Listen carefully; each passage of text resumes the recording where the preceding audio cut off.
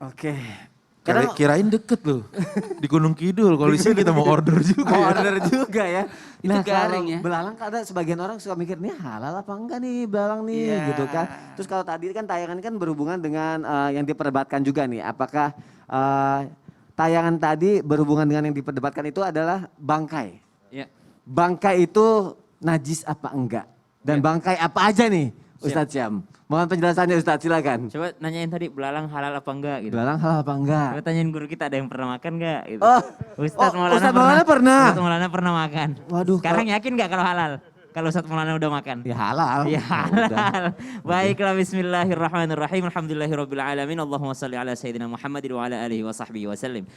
Segala jenis bangkai yang ada di laut adalah halal kecuali bangkai kapal. Ya, Bisa dimakan. segala jenis bangkai yang ada di laut itu halal kecuali bangkai Kapal. kapal. Dan juga yang namanya yang diperdebatkan adalah yang hidup di dua alam.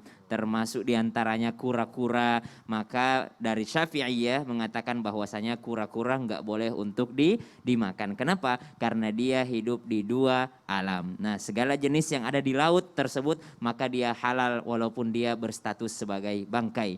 Kemudian Rasulullah Shallallahu Alaihi Wasallam dalam sebuah riwayat mengatakan bahwasanya ada dua jenis bangkai yang halal dan dua jenis darah yang halal. Jadi kalau disebutkan tadi darah itu juga termasuk najis, maka sekarang yang disebutkan baginda Nabi Shallallahu Alaihi Wasallam dua jenis bangkai yang halal dan dua jenis bangkai yang halal, bangkai dan darah yang halal. Ya. Dua jenis darah tersebut adalah bagian hati dan limpa.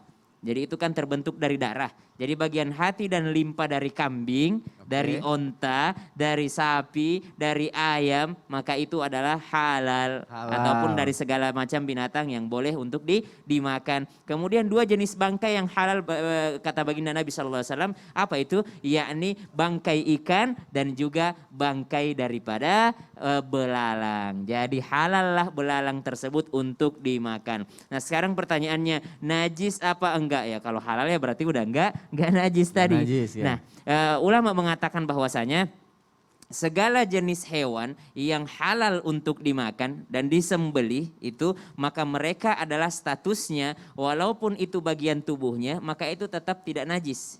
Jadi kalau misalnya bagian tubuhnya bangkainya itu adalah tidak najis kalau dia sudah disembelih gitu ya. Maka seperti kambing, sapi, daripada onta, nah itu semua tidak najis. Kecuali daripada binatang-binatang yang haram tadi. Termasuk diantaranya kucing. Nah sekarang kucing itu bisa berlanjut pembahasannya sampai ke sini. Kenapa? Karena misalnya nih kucing itu kan haram gitu. Kemudian nempel bulunya di sejadah. Ah ya. Nempel bulunya di sejadah. Maka dilihat jumlahnya. Kalau jumlahnya itu adalah masih dalam urf atau yang kita sepakati itu sedikit maka masih boleh. Tapi kalau jumlahnya udah terlalu banyak maka itu bisa termasuk daripada najis. Karena dia terlalu banyak daripada jumlahnya karena terpisah sudah daripada bagian tubuh si kucing tersebut. Maka jika ditanyakan bangkai yang boleh dimakan, bangkai yang halal adalah bangkai ikan dan bangkai belalang. Dan juga darah yang boleh dimakan adalah limpa dan juga hati daripada binatang tersebut. Masya Allah.